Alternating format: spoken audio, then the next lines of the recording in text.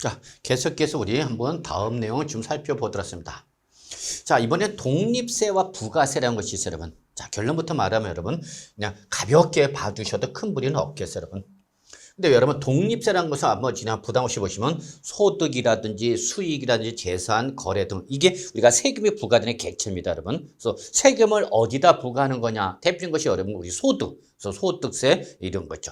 또 우리 수익 또는 재산, 거래 등 이렇게 조세를 부과하는 객체, 이걸 우리 뭐라 하냐면 요거를 세원이라고 합니다, 여러분. 세원. 그래서 세원은 세금을 부과하는 객체를 말한다 보시면 되겠습니다. 자, 이러한 세원에 대해서 부과하는 일반적인 조세를 우리가 뭐라면 독립세라는 거고, 이러한 어떤 소득이나 수익이나 재산이나 거래 등 같이 세금을 부과하는 세원을 보유하고 있지 못하여 이미 과세된 다른 조세를 본질해서 이중과세는 예외적인 조세를 우리가 뭐라면 부가세랍니다. 그래서 우리 앞 시간에 여러분 우리 부가가치세 준말이구나 그러면 큰일 납니다, 여러분. 부가가치세 준말이 아니라 여러분 부가세는 우리 독립된 세원을 보유하고 있지 못하기 때문에 이미 과세된 우리 본세를 기준해서 다시 한번 과세는 이중과세하는 예외적인 성격의 조세를 우리가 뭐라 한다면 부가세를 한다는 걸 좀 봐두시면 바랍니다. 그래서 이거 뭐 당장 외우실 필요는 없어요, 여러분. 당장 외우실 필요는 없고 그냥 한번 부담 없이 들으세요, 여러분. 그럼 예를 들어서 무슨 말이냐면 부동산을 취득하면 취득세를 내거든요, 여러분.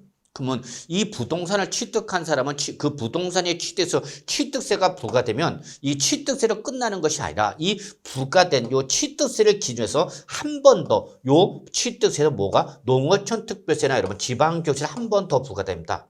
이때에 요 취득세를 우리가 뭐라 표현하냐면 본세 기준이 되는 조세를 말하는 거고, 여러분 이때에 이 취득세인 본세를 기해서 한 번 더 부과된 요 농어촌 특별세와 지방교세를 뭐라 하냐면 요거를 부가세라고 합니다, 여러분. 부가세.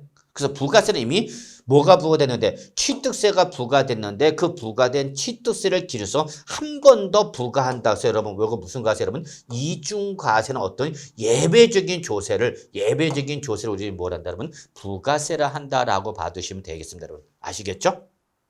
그럼 하나 더. 자, 우리 부동산을 등기한다. 저당권 설정 등기한다. 그러면 등록 면허세를 내요. 그러면 저당권 설정 등기에서 등록 면허세를 내면은 그 등록 면허세로 끝나는 것이 아니라 그 부과된 등록 면허세 기준에서 한 번 더 뭐 여러분? 바로 농어촌 특별세나 지방교세가 한 번 더 부과됩니다. 이때 요 한 번 더 부과되는 농특세와 지방교육세를 우리는 뭐라 한다, 여러분? 부가세라 한다라는 걸 좀 봐두시기 바랍니다, 여러분. 그래서 재산세다. 그러면 재산세 같은 경우는 여러분 우리 역시 재산세를 내면 그 재산세에 대해서 20% 한 번 더 뭐가 되냐, 여러분? 지방교육세가 한 번 더 부과돼요. 그래서 이렇게 한 번 더 부과되는 조세를 우리가 뭐라 한다면 부가세라는 거죠.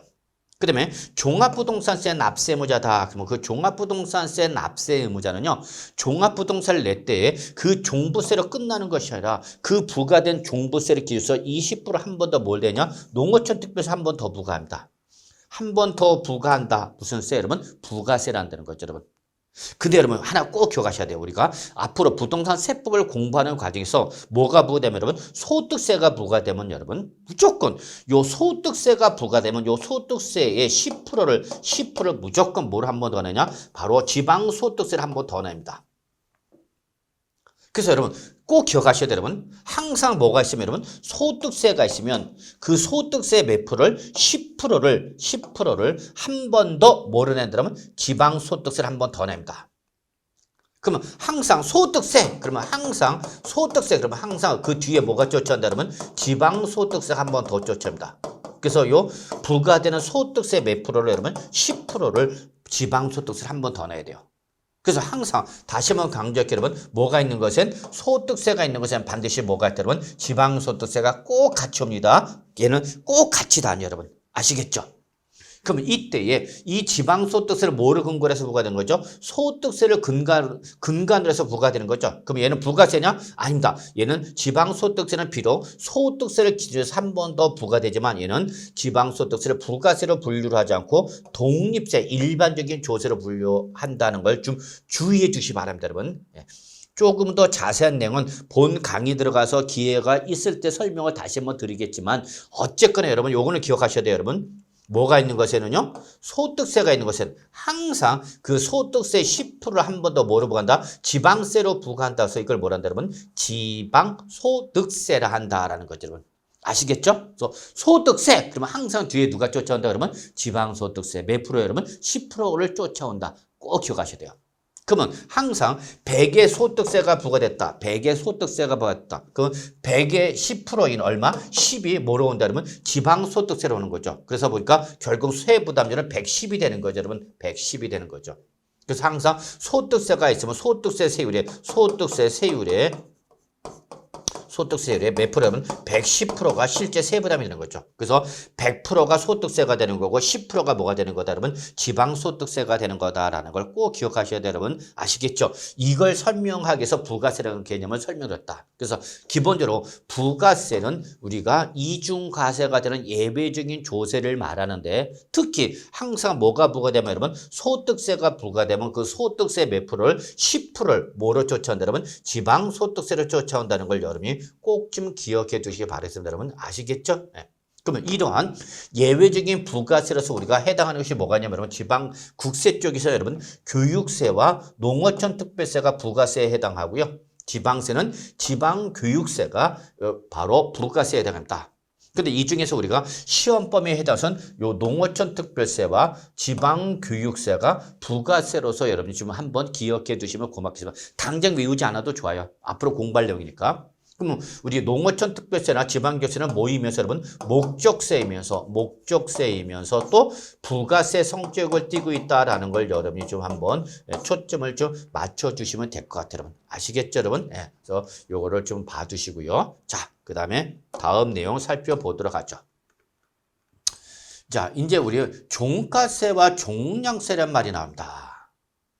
자, 이때 종가세는 글자가 들으면 과세 표준을 화폐 금액으로 표현하는 조세를 우리가 종가세라 그러는 거고 여러분. 그다음에 과세 표준을 용량이나 건수나 인원 어떤 물량으로 표현하는 조세를 우리가 뭐냐면 종량세랍니다. 그래서 가액으로 표시가 된다. 과표를 가액으로 표시해서 종가세라 하는 거고. 그다음에 물량으로 표현한다. 그래서 이걸 뭐라 한다면 종량세라 한다는 걸 여러분 참고로 기억해 주셔야 합니다.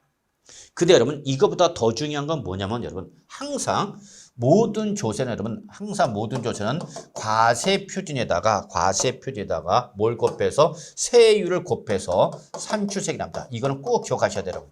우리 조세 총례에서 여러분이 절대 놓치면 안 되는 것이 모든 조세는 항상 과세 표준에다 뭐를 곱해서 세율을 곱해서 뭐가 나온다 여러분? 산출세액이 나온다. 이건 여러분이 반드시 기억하셔야 됩니다.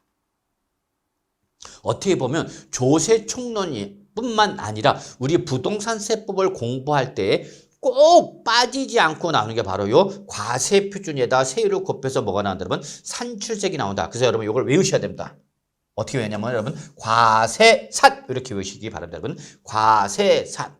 항상 모든 조세는 세금은 즉 뭐에다가 과세 표준에다가 뭐를 곱해서 세율을 곱해서 뭐가 나온다 여러분? 산출세액이 나온다. 이게 여러분 세액을 계산하는 가장 기본적인 요소입니다. 뭐에다가 여러분 과세 표준에다 뭘 곱하라고요? 세율 곱하세요. 그래서 뭐가 나온다 여러분? 산출세액이 나오는 거죠. 어떻게 외우라고 그러면 과세산. 예, 꼭 여러분 우리 관악산 여러분 들어보셨는지 모르지만 예전에 가까운데 저도 관악산 좀 자주 가봤습니다만 관악산이 아니라 뭐야 여러분 과세산이다. 이거 절대 놓치면 안 된다. 우리 부동산세법은 과세산을 공부하는 거다라고 강조해도 지나침이 없다라고 말씀드릴 수 있겠습니다. 그래서 모든 세금은 항상 얼마예요? 이게 제일 중요한 건데 그 얼마예요? 세금을 계산하는 기본적인 계산 요소는 뭐다? 과표에다 뭘 곱해서 세율을 곱해서 뭐가 나온다 여러분? 산출세액이 나온다는 걸 꼭 기억하셔야 돼요. 여러분 아시겠죠?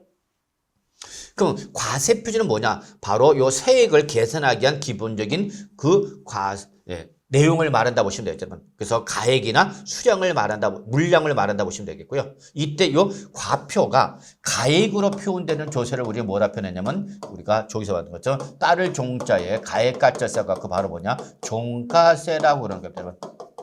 그래서 가액에 따라서 부과되는 조세라 해서 종가세라는 거고 이 과표가 물량으로 물량 뭐 면적 다 또는 우리 두당 또는 뭐 건수 이런 식으로 물량으로 표현한 걸 뭐라냐 그러면 종량세를 한다는 걸 기억해 주시기 바랍니다. 여러분 종량세라는 거죠. 종량세를 걸죠. 그래서 바로 이때에 그 과세표는 금액, 과액으로 표시가 된다. 가액으로 표시가 돼서 뭐라는 거 그러면 종가세라는 거고 어떤 용량, 건수, 인원 등 물량으로 표현돼서 뭐라고 표현되면 종량세란다. 그래서 결국 모든 조세는 여러분 크게 과세 표준을 뭐로 해 따라서 종가세와 종량세로 구분한다는 의미나 참고로 기억해 두시면 됩니다. 여러분. 단 그 종가세와 종량세의 개념은 그냥 개념으로만 봐두시면 되는데 모든 조세의 세액은 어떻게 전한다면 과세의 표현에다 뭘 곱해서 세율을 곱해서 뭐가 나온다 여러분 산출세액이 나온다. 이건 꼭 아셔야 돼요 여러분. 아시겠죠? 과세산. 자 따라 한번 해보세요 여러분. 과세산. 네, 그렇죠. 따라 하신 분 분명히 여러분 올해 시험에 합격합니다. 하라는 대로 하신 분은 꼭 시험에 합격해요. 하라는 대로 하지 않고 꼭 자기 혼자 튀다가 공부하신 분들이 꼭 떨어져서 피눈물을 흘리는데 제발 여러분 좀 하라는 대로 좀 쫓아오시면 여러분 분명히 합격하실 겁니다. 믿고 쫓아오시면 되겠습니다 여러분. 그러면 모든 조세 세액 계산은 어떻게 한다고요? 과표에다 세율을 곱해서 뭐가 나온다 여러분? 산출세액이 나오죠. 그래서 어떻게 하라고요? 과세산. 이거는 모든 조세의 기본이며 공통이며 예외가 있다고 없다고요? 없다고요. 네, 아시죠? 무슨 산? 과세산. 그래서 과세 표현이다. 세율을 곱해서 뭐가 나온다고요? 산출세액이 나온다. 이거는 모든 조세의 기본, 공통, 예외가 있다, 없다, 없다. 오늘 조세 총리에서 제일 중요한 내용이 바로 요 과세산이다라는 거고 이게 세금을 계산하는 가장 기본적인 요소다라는 걸 꼭 기억해 두시기 바라겠습니다. 여러분 아시겠죠? 다만 이때의 이 과세 표준이 가액으로 표현되는 조세를 우리는 뭐라고 표현한다 이러면 종가세라 한다라고 하시면 되는 거고 물량으로 표현되는 조세를 우리는 뭐라 한다면 종량세로 한다라고 하더라. 그렇게만 기억하셔도 큰 무리는 없겠습니다. 여러분. 아시겠죠? 예, 그래서 항상 이렇게 과세 표준을 뭐로 해? 따라서 뭐와 종가세와 뭐로? 종량세로 구분한다. 이렇게 봐두시면 되겠습니다. 그래서 우리 부동산세법은 여러분 대부분의 부동산세법은 다 종가세가 됩니다. 여러분.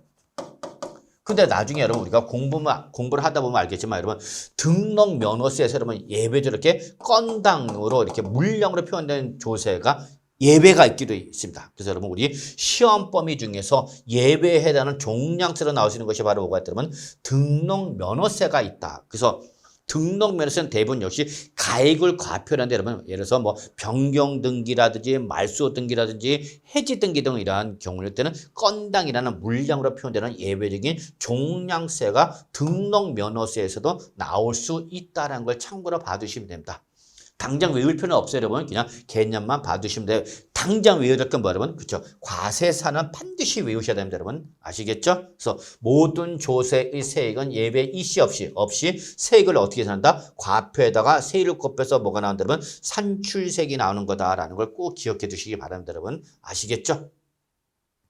그 다음에 여러분 이때 이 세율은요 다시 크게 우리 누진세율과 여러분 비례세율을 구분할 수 있다는 것도 좀 한번 미리 말씀을 드릴게요. 여러분 뭐 앞으로 차후에 계속해서 이 말이 나오겠지만 꼭 아셔야 될 것이 세율은 그 세율의 구조에 따라서 여러분 누진세율이라는 것이 있고 비례세율이라는 것이 있다는 걸 여러분 좀 봐두시면 되겠고요. 누진세는 뭐를 말하냐면 과표가 일정한 구간을 초과해서 커지면 그 커진 부분에 대해서 올라가면서 세율도 이렇게 올라가는 이러한 형태의 세율 구조를 우리는 뭐냐면 누진세율이라 합니다.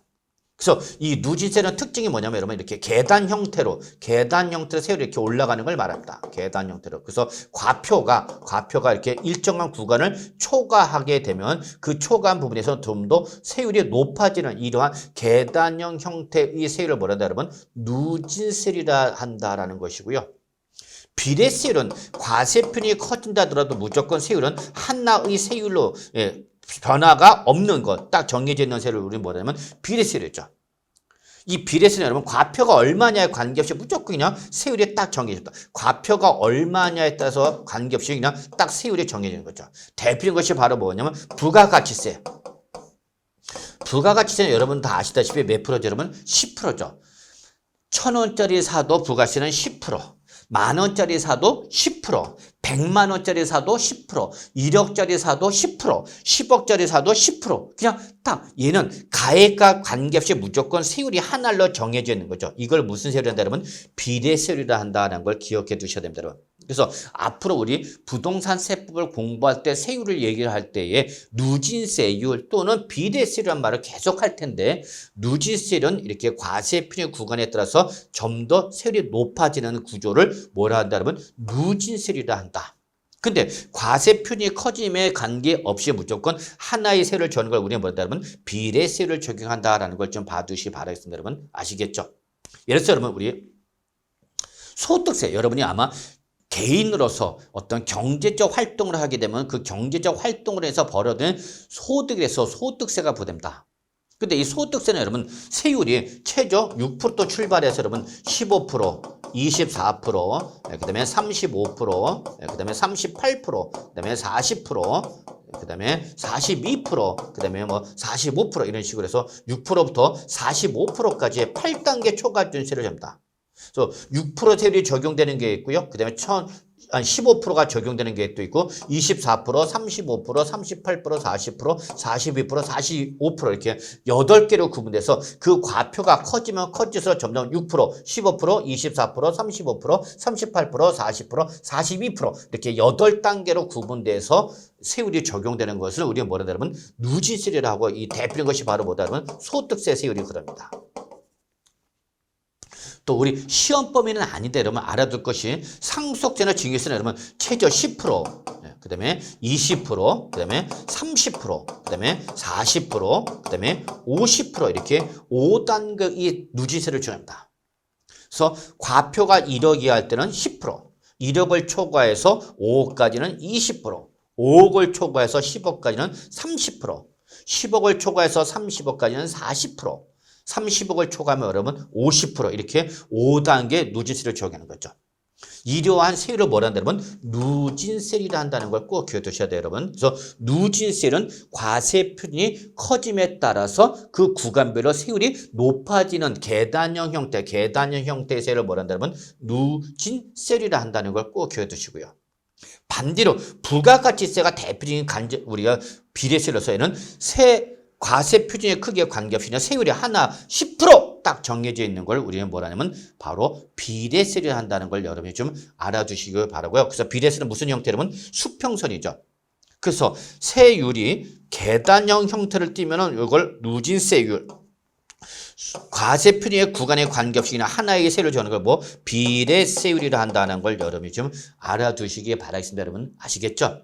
그래서 여러분 누진세율, 비례세율은 여러분 우리가 취득세부터 여러분 양도소득세 끝날 때까지 계속해서 나오는 말이니까 조금 신경을 써주시면서 정리해 주실 것을 부탁드리겠습니다. 여러분 아시겠죠? 네, 이렇게 좀 봐주시고요.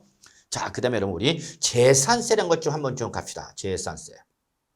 재산세라는 것은 뭐를 말하냐면 여러분 이거는 보유하고 있는 재산에 대해서 부과된다. 그래서 글자 들어요. 여러분 재산세는 뭐에 대해서 부과되는 거냐면 재산에 대해서 직접적으로 부과되는 세금을 우리는 재산세랍니다.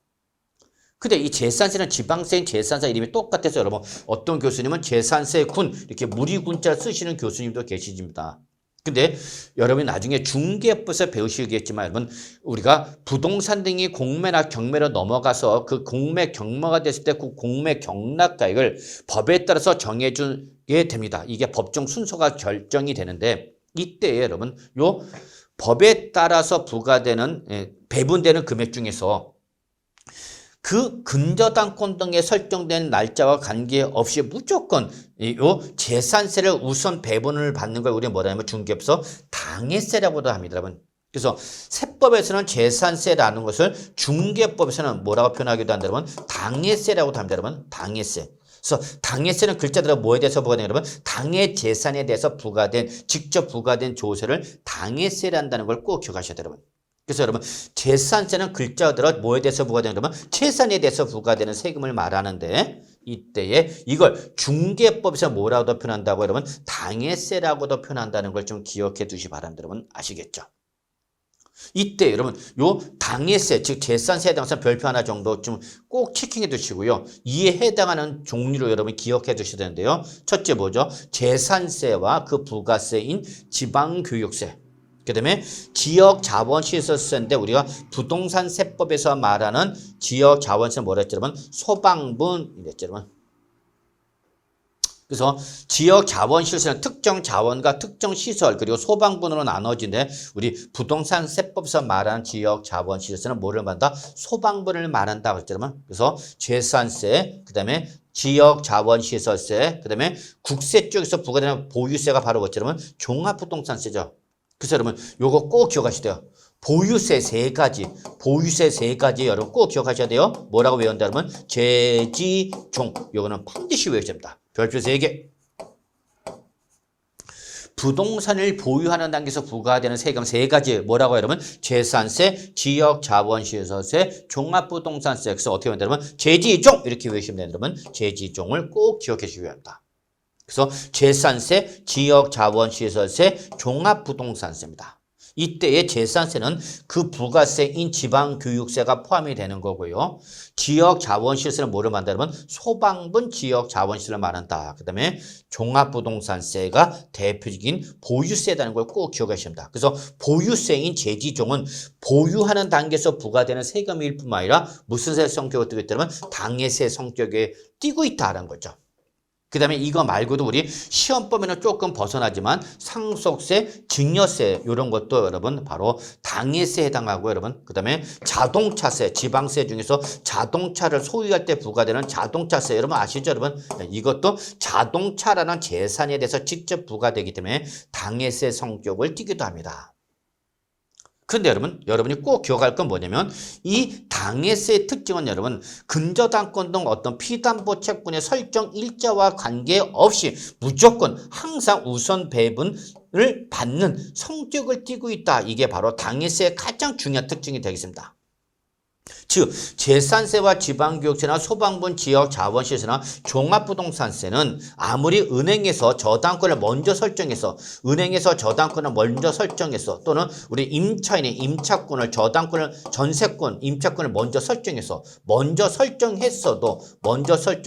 그 다음에 당해세가 부과되는 거죠. 당해세 재산세가 부과됐다. 종합부동산세가 부과되죠. 그러면 은행에서 저당권을 먼저 설정했다. 임차인이 임차권을 먼저 설정했다. 설정 일자가 얘가 더 빨라. 그래도 나중에 부과된 당해세가 남은 당해세가 어떻게 한다면 얘들보다 우선 변제를 받는다는 거죠. 자, 자세한 내용은 여러분이 중개업에서 경락가의 배분 순위를 공부할 때 배우시겠지만 이러한 그 당해세는 비록 저당권 등 피담보 채권이 먼저 설정되어 있다 하더라도 경락가액을 배분할 때는 그 저당권이나 또는 전세권이 먼저 설정됐더라도 그거 관계 이시 없이 나중에 부과된 요 당해세가 어떻게 한다면 우선 변제를 받는다. 이거는 여러분이 반드시 별표 3개 숙지하고 기억해 두셔야만 됩니다. 아시겠죠?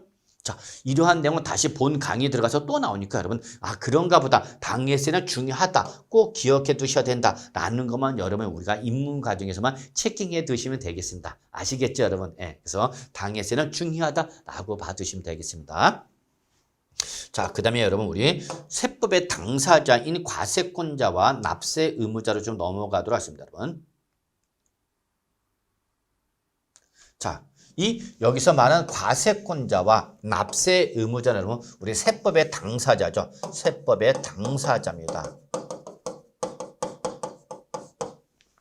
그래서 여러분 우리 세법을 공부할 때는 여러분 항상 여기 과세권자가 있고요. 과세권자가 있고 그 다음에 그에 의해서 법에 의해서 납세 의무를 부담하는 납세 의무자 이렇게 크게 두 사람은 나눠진다라고 보시면 되겠어요. 여러분. 그러니까 쉽게 예를 들어서 여러분 우리 부동산의 매매일 때 당사자는 누구죠 여러분? 매도자와 매수자가 되는 거죠. 자, 임대차 이때 당사자는 누구죠 여러분? 바로 임대인과 임차인이 되는 거죠 여러분.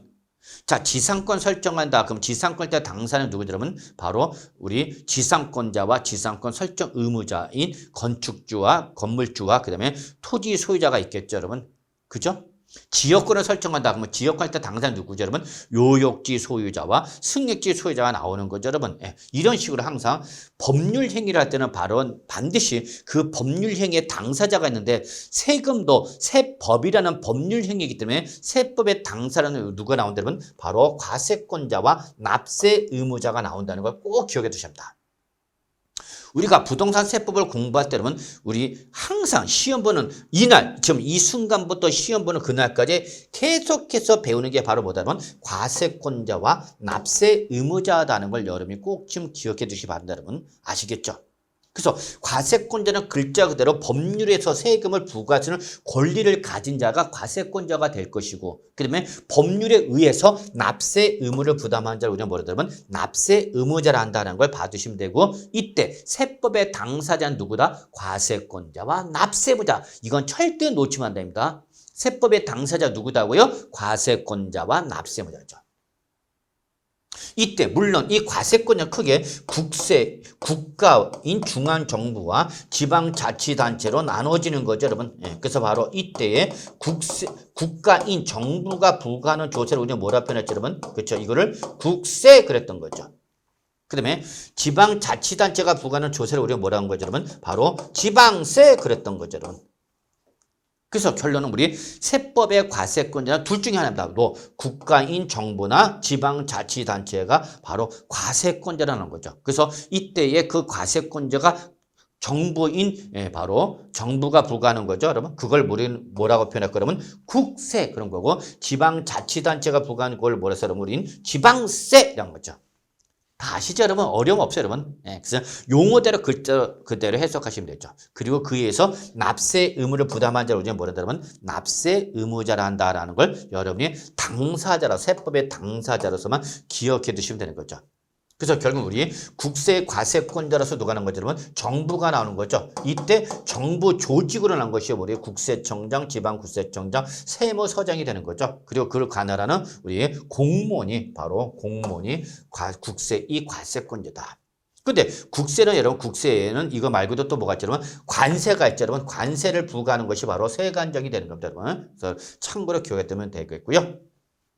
그러면 지방세 이 과세권자 누가 나오는 거라면 바로 지방자치단체장이죠. 그리고 그 업무를 담당하는 공무원이 바로 지방세 이 과세권자로 나오는 거다라는 걸 좀 봐두시면 됩니다, 여러분. 그래서 결론은 과세권자 둘 중에 하나야 국가인 정부나 지방자치단체 둘 중에 하나가 되는 거고 결국은 세금은 국가가 부과하는 국세와 지방자치단체가 부과하는 지방세 이렇게 두 가지로 구분하는 거다라는 걸 여러분이 기억해 두시면 되죠. 아시겠죠? 네, 그래서 이렇게 국세와 지방세 구분해 두시면 됩니다. 자, 그러면 이때의 납세 의무자는 납세 의무의 범위에 따라서 좀 여러 가지로 구분해 볼 수가 있는데 여러분 이거 뭐 지금 당장 외우실 필요는 없습니다. 그래서 납세 의무자, 그 다음에 납세자, 징수 의무자, 연대 납세 의무자, 제2차 납세 의무자, 보증 이거는 이런 식으로 납세 의무의 범위에 따라서 달라진다. 이렇게만 기억하시면 되는 거고 이걸 일일이 지금 당장 외울 필요 있다고요? 없다고요? 없습니다. 그래서 세법의 당사자는 누구죠? 과세권자와 납세의무자죠. 이때 납세자는 세금을 내는 자를 말하는데 이때 납세는 크게 납세 의무자와 그 다음에 우리 특별징수 의무자를 말한다 보시면 되겠고요. 이때 납세 의무자는 뭐를 말하냐? 세법이나 또는 지방세법에 따라서 여러분 바로 국세나 지방세를 납부할 의무가 있는 자로서 요 징수 의무자를 제외한 자를 말한다라고 보시면 되겠습니다. 이때 여러분 우리가 하나 좀 알아야 될 용어 중에 하나가 여러분 원천징수란 말 여러분 많이 들어보셨죠? 원천징수. 이거는 여러분 우리 부동산 세법을 공부를 하지 않았어도 여러분이 이미 경제 행위를 하시고 계셨거나 계시다면 우리 원천징수란 말은 많이 들어보셨을 겁니다. 예를 들어서 여러분 우리가 직장을 다니죠, 여러분. 자, 직장을 다닐 때 여러분 근로를 제공하고 근로를 제공하게 돼서 이제 나중에 한 달마다 한 번씩 뭘 받죠, 여러분? 급여를 받죠.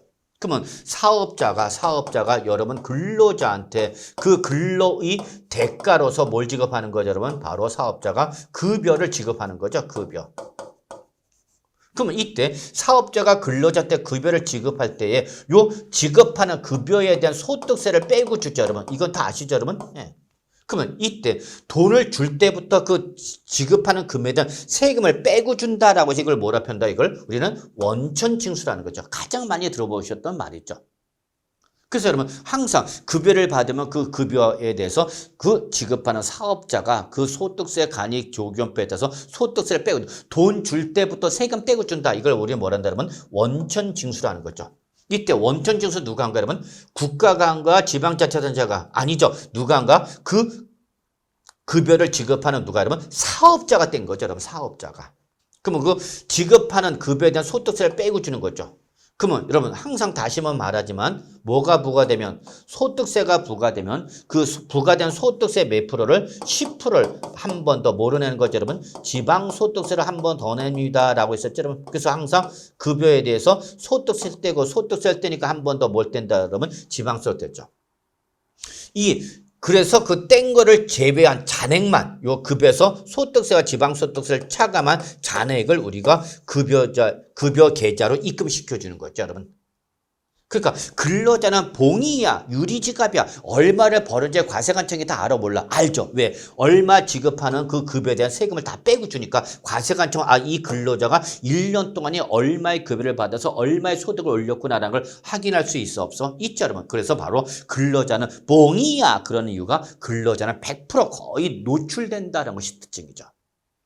그럼 이때 급여를 할 때에 뺀 소득세, 지방소득세를 뭐라고 그러면 돈을 줄 때 뺐다. 원천징수라는 거죠.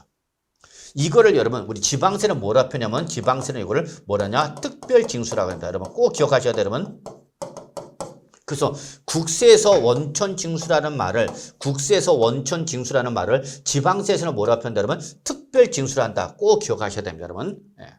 그러면 뭘 원천징수한 거죠? 소득세를 원천징수하는 거죠. 그러면 소득세 원천징수 됐으니까 원천징수된 소득세의 몇 프로는 10%를 뭐로 빼야 되냐면 지방소득세 빼는 거죠. 이때 지방소득세를 빼는 걸 뭐라 표현한다 그러면 특별징수라는 거죠, 여러분. 예, 그래서 여러분 원천징수는 소득세 그러면 항상 그 10%를 뭐로 특별징수는 지방소득세다 하는 거죠. 그래서 이 소득세, 지방소득세를 다음 달 10일에 과세관청에 납부를 하는 거죠.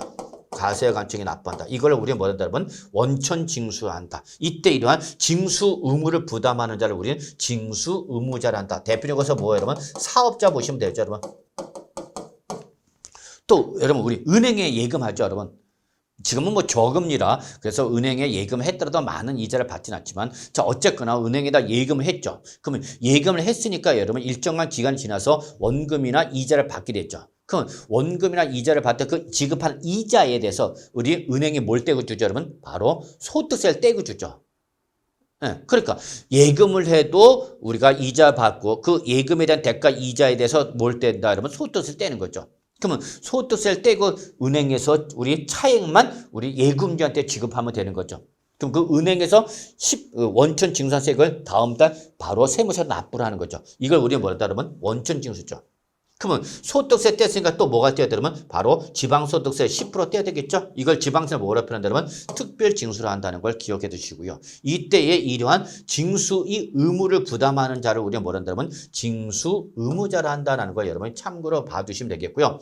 어쨌거나 요거는 꼭 기억하셔야 되면 돈을 줄 때 그 세금부터 떼준다. 소득세 떼고 준다. 이걸 뭐라 표현하고 그러면 원천징수를 했다라고 하죠, 여러분. 원천징수. 그래서 원천징수 대표가 뭐다, 여러분? 소득세죠, 여러분. 자, 그럼 소득세 무조건 몇 프로를? 10%를 한 번 더 뭐로 뺀다, 그러면? 지방소득세로 뗀다라고 했죠, 여러분? 이때 지방소득세를 떼는 걸 우리는 지방세 뭐라 표현한다, 여러분? 특별징수를 한다라는 걸 여러분이 꼭 알고 계시기 바랍니다, 여러분. 그래서 특별징수는 소득세, 즉 원천징수는 소득세. 그러면 원천징수한 소득세 몇 프로를? 10%를 한 번 더 뭐로? 특별징수한 지방소득세. 이게 꼭 같이 나옵니다. 꼭 같이 나와요, 여러분. 아시겠죠, 여러분? 요건 꼭 좀 우리 입문 과정에서도 여러분 꼭 기억해 두셔야 될 내용이기 때문에 다시 한번 여러분한테 강조한다라는 걸 말씀드릴 수 있겠습니다, 여러분. 아시겠죠? 그래서 원천징수하는 소득세, 그러면 항상 그 10%를 다시 한번 특별징수한 지방소득세다. 이거 계속해서 지금 반복해서 정리하고 있는 여러분. 네, 이제 뭐 어느 정도 여러분 좀 귀에 익숙하지 않을까 생각합니다. 아시겠죠? 네, 익숙해지면 됩니다. 무슨 내용인지 몰라도 여러분 귀에 익숙해 주시면 돼요, 여러분. 자, 이거 말 그대로 우리 연대 납세 의무, 그 다음에 제2차 납세 의무, 보증인이라는 거 있다. 이거는 뭐 여러분 어느 정도 기본적 개념은 조금 세법을 공부하지 않아서도 익숙한 법률 용어 중에 하나가 아닐까 생각합니다. 그냥 읽어만 보시면 돼요. 외울 필요는 없어요, 여러분. 아시겠죠? 자, 그 다음에 여러분 우리가 또 하나 좀 정리할 것이 여러분 우리 과세 요건이란 말이 합니다. 여러분 과세 요건이란 말 나옵니다. 그럼 과세 요건은 뭐를 말하냐? 여기 써져 있는 것처럼 납세 의무의 성립에 필요한 법률상의 요건이죠, 여러분. 예, 그래서 한마디로 법률에서 규정되어야 할 최소한의 요건, 이걸 우리가 뭐라 표현한다면 과세 요건이라 합니다. 즉, 법률에서 세금을 부과할 때 그 법률에서 규정되어야 할 최소한의 요건, 이걸 우리가 뭐라 표현한다면 과세 요건이라 한다라는 걸 여러분 기억해 두시고요. 결국 우리 부동산세법, 즉 여러분과 저는 결국 우리 취득세부터 종합부동산 양도소득세까지 공부를 할 텐데 그때 취득세부터 양도소득세까지 공부를 뭘 하는 거냐? 바로 요 과세 요건을 공부하는 겁니다. 여러분, 과세 요건. 그래서 과세 요건이 뭐냐? 그러면 한마디로 말해서 우리가 세금을 부과하기 위해서 법률에서 규정되어야 할 최소한의 요건을 우리는 뭐라 표현한다면 과세 요건이라 한다. 이렇게 기억하시면 된다고 여러분. 아시겠죠? 그럼 이때에 이 과세 요건에 해당하는 것을 우리가 기억할 것이 바로 납세 의무자. 즉, 이 세금을 누구한테 부과할 것이냐, 누구한테 부과할 거냐, 누가 세금을 내야 되는 거냐, 납세 의무자. 그 다음에 뭐를 과세 대상으로 하는 거냐, 과세 물건. 그 다음에 이에 해당하면 얼마를 내야 될 것이냐, 과표에다 세율 곱해서 바로 과세 표준과 세율. 이것이 바로 법률에서 규정될 최소한의 요건이다라는 거죠, 여러분. 그럼 결국 여러분 세금을 부과할 때는 제일 먼저 자 과세를 할 거냐 말 거냐 과세 여부를 결정하는 거죠.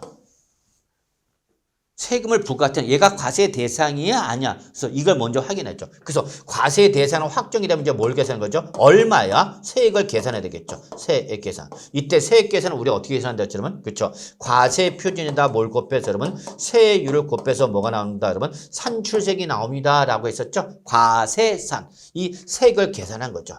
그러면 이거를 어떻게 납부를 할 것이냐, 납세 의무 이행 방법을 우리가 확인하는 거죠. 이게 바로 우리가 세법의 기본이며 공통이며 모든 조세의 기본이 되는 거죠. 그래서 모든 세금은 제일 먼저 과세 여부를 판단하고요. 그래서 과세 대상이 확정이 되면 그때는 뭘 계산하고 얼마예요? 세액을 계산한 거죠. 자, 그리고 나서 이걸 어떻게 낼 거예요? 바로 납부 방법을 결정하는 거다. 이것이 세법의 기본이며 공통이며 예외가 있다 없다? 없다. 모든 세법의 계산 구조는 이러한 형태를 띠는 거죠. 그때 바로 그 세법에서 규정될 최소한의 요건에서 납세 의무자, 과세 물건, 과세 표준, 세율 이것을 우리가 일반적 과세 요건 4가지로 합니다. 여러분. 아시겠죠?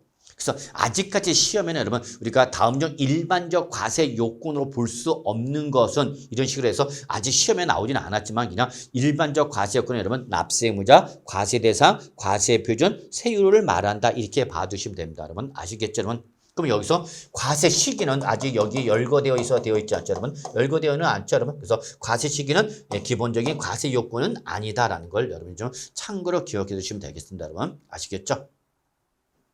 그래서 이때 이 과세 물건 세법에서 과세 대상으로 규정되고 있는 것을 말하는 거죠. 대표적인 것이 바로 뭐죠, 여러분? 소득이죠. 이때 소득에 대해서 부과되는 개인 소득자한테 부과되는 게 바로 뭐죠, 여러분? 소득세. 법인 소득에서 과세하는 게 바로 뭐죠, 여러분? 법인세. 이런 것이 바로 이에 해당하는 거죠. 그래서 우리가 바로 양도소득세를 우리가 나중에 중점적으로 공부를 하는 거죠, 여러분. 또 재산에 대해서 우리가 또 중점적으로 공부를 하게 되는 거죠, 여러분. 바로 뭐가 있다, 여러분? 재산세, 그 다음에 지역 자본시설세, 그 다음에 종합부동산세, 보유세죠, 여러분. 또 수익에 대해서 뭐 우리 부가가치세. 근데 부가가치는 시험 범위가 아니죠, 여러분. 또 행위에 대해서 바로 뭐가 있냐? 취득세나 등록면허세 바로 요 취득이라는 행위나 등기 등록의 행위에 대해서 부과되는 성격을 띠고 있고 이러한 것이 바로 과세 대상이 되는 거다 하는 거죠. 그래서 어떠한 것을 과세 대상으로 할 것이냐라는 것이 반드시 법에서 규정되어 있는 거죠. 그래서 과세 대상이면 어떻게 세액을 계산할 거냐? 세액 계산 뭐죠? 여러분? 과세표에다 뭘 곱하는 거죠? 세율을 곱하는 거죠. 그래서 바로 항상 과표에다 세율 곱해서 뭐가 나온다? 여러분? 산출세액이 나온다는 거죠, 여러분. 그래서 이때 과표가 종가세다. 그러면 이때는 항상 우리가 세율이 일정한 비율로 나타나게 됩니다. 여러분, 일정한 비율로 나타난다. 그래서 바로 비율로 나타난다. 이걸 정률세라고도 하고요. 만약에 과표가 종량세일 때는 물량을 표현한 거죠. 그때는 여러분 세율이 일정한 금액으로 표현됩니다. 이걸 뭐라냐? 정액세라고도 합니다. 그냥 참고로 봐두시면 됩니다, 여러분. 그래서 종가세일 때는 항상 비율로 세율이 표시가 되고요. 이때 비율로 표시가 되는 걸 정률세라 한다. 그다음에 과표가 종량세일 때는 항상 세율이 일정한 금액으로 표현된다. 이걸 정액세로 한다라는 걸 여러분이 참고로 봐두시면 되겠습니다, 여러분. 아시겠죠, 여러분? 예. 그래서 우리가 그냥 과세 요건을 우리가 앞으로 세법에서 공부를 하는 거야. 이때 그 과세 요건에서 기본적으로 규정될 것이 납세 의무자, 그다음에 과세 대상, 과세 표준과 세율, 이걸 우리는 뭐라 표현한다면 과세 표준한다라고만 기억해 두시면 되겠습니다, 여러분. 아시겠죠? 예.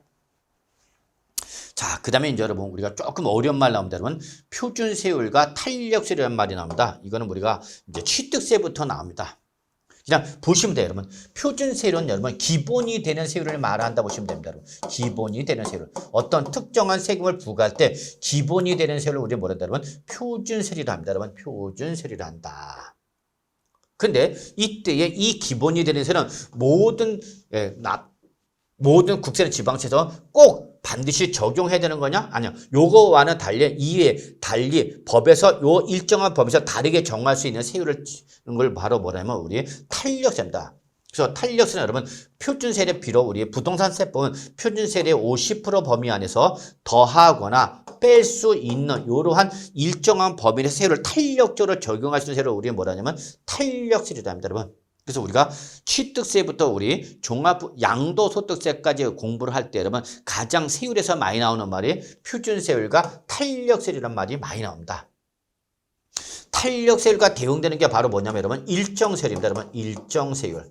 일정세율은 뭐를 말하냐면 얘는 탄력세율과는 달리 가감 조정할 수 없는 세율을 말합니다. 더하거나 뺄 수 없이 그냥 법률에서 규정된 세율 하나 자체만을 규정하고 있는 걸 우리가 뭐라 표현한다면 일정세율이라 한다라는 걸 여러분 좀 기억해 두시면 되겠습니다, 여러분. 그래서 우리 공부를 나중에 하시면 알겠지만 취득세, 등록면허세라든지요, 예, 이런 것은 바로 표준세에서 탄력세를 취하고 있다라는 걸 여러분 좀 한 번이나 들어봐 두시기 바랍니다, 여러분. 아시겠죠?